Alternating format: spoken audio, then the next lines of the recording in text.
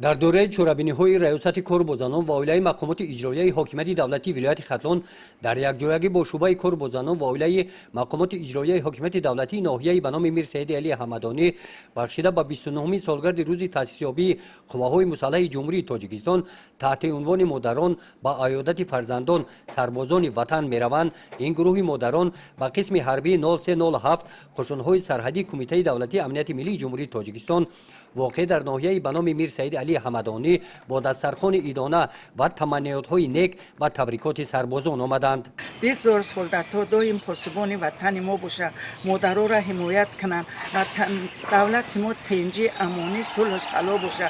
بگذار هیچ وقت فرزندای ما به سر بلند وطن خود را حمایت کرده با برگردن به پیش پدر مادرشون صحت سلامت با در مکتب‌های عالی داخل شوند.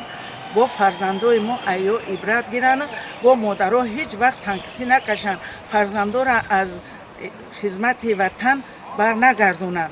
بگذار بیاین خدمت کنن رنگ فرزندای ما نبیرای ما. نخست گیرد دسترخوان مادران همراه سربازان نشسته در صحبت با آنها با شرایط خدمت در قسم حربی شناس گردیدند.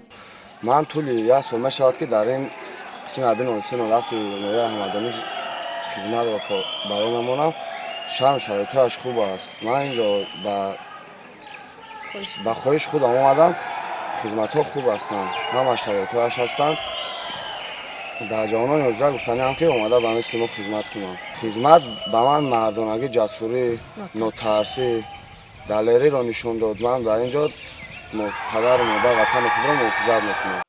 در خدمت جمع‌آمد ایدانه سردار ریاست کوربزانان و اولای مقامات اجرایی حاکمیت دولتی ولایت ختلان در برآمدشان سربازان و افسران را بخشیده به 29 سالگرد روز تأسیس یابی قواهای مسلح جمهوری تاجیکستان تبریک نموده با آن مادرانی که چنین فرزندان با عار و ناموس را تربیت نمودند اظهار منتداری بیان کردند.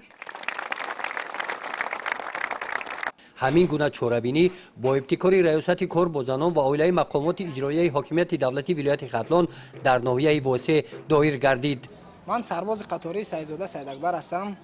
طولی 5 ماه می شود که من در این قسم حربی خدمت دارم. من بعدی ختم دانشگاه، بعد یعنی 4 سال ختم دانشگاه با ماجستر داخل شده، بعدا یعنی اومده با اختیاران اومده با قواهای مسلح جمهوری تاجیکستان داخل شدم و عین حال خدمت دارم. در صف قواهای مسلح جمهوری تاجیکستان خدمت دارم.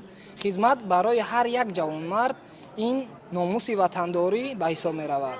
هر یک جوانمردی با عار و ناموس باید بهر حفظ مرز و بوم کشور عزیز خود صادقانه خدمت نماید، چون که در این کشور در سرزمین ما مادران ما، خواهران ما، زن و فرزندان ما زندگی دارد. برای آرام و آسوده زنده نگاه داشتن، زندگی کردن آنها ما باید صادقانه خدمت نموده از حمله های عیان و ناعیان دشمن وطن را امین نگاه داریم. بار دیگر همه جوانمردان را با خدمت حربی با قواهای مسلح جمهوری تاجیکستان تکلیف می نمایم. خدمت در صف قواهای مسلح جمهوری تاجیکستان امروز به نهایت با شرافت و غمخواری های اساسگزار صلح و وحدت ملی، پیشوای ملت، پرزیدنت جمهوری تاجیکستان محترم امامعلی رحمان بسیار هم خوب شده است و من در این طول خدمتم از خدمت یگان عرض و شکایت ندارم. خدمت برای من معقول شد.